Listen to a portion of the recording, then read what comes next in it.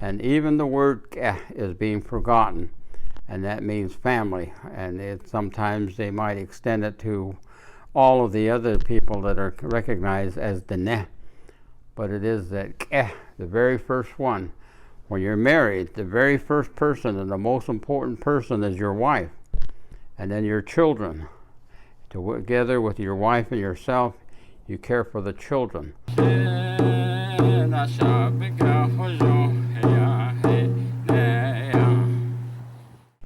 The comments that we receive about different subjects and that we present from Navajo traditional teaching, sometimes we find that it confuses people.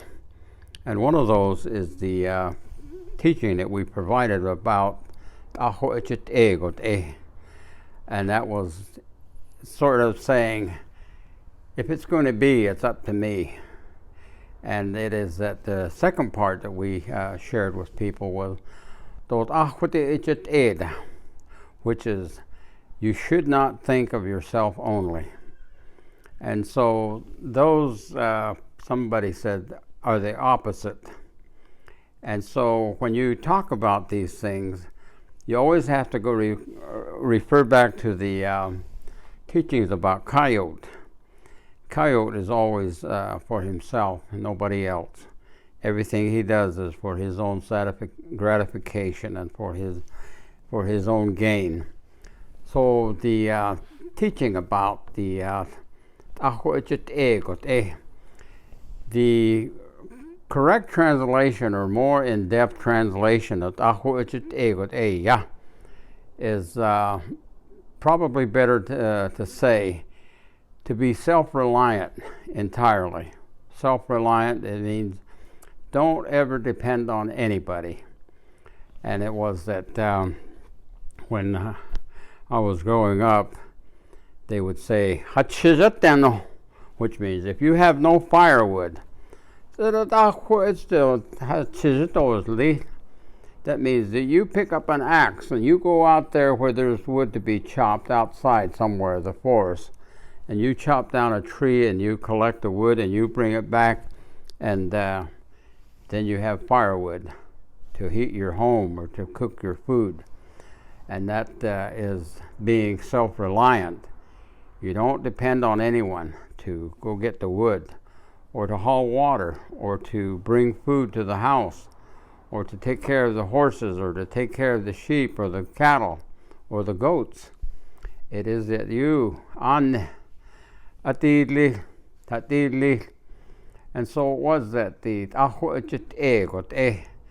means, be completely self-reliant. Don't depend on anyone or anything, that you do it yourself. And so today, that teaching somehow is forgotten because we depend on so many other outside interests and outside forces in that for whatever it is that we feel like we should have. And that is entirely against the traditional teachings, and that among our people we are not self-reliant as we have been told that we should be.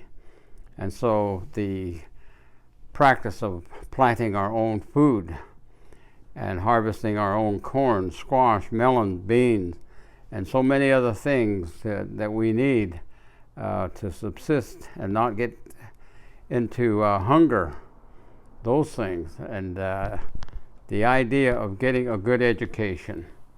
Now, it's really difficult nowadays to get a very good education because it seems like maybe everybody wants to go to college. There are trade schools and that you can learn, carpentry, bricklaying, ironworks, and welding, and mechanics, and these types of jobs and training in that makes you so that you can become a good wage earner, and so that you can be self-reliant. You don't have to depend on anybody.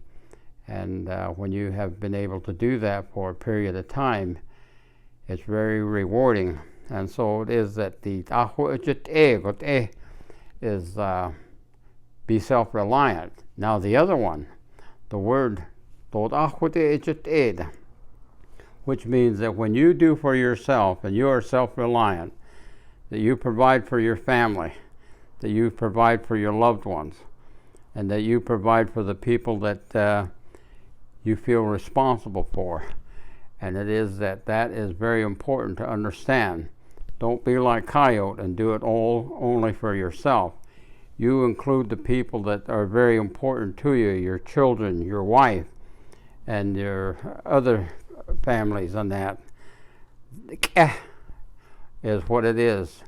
And even the word is being forgotten, and that means family. And sometimes they might extend it to all of the other people that are recognized as Diné.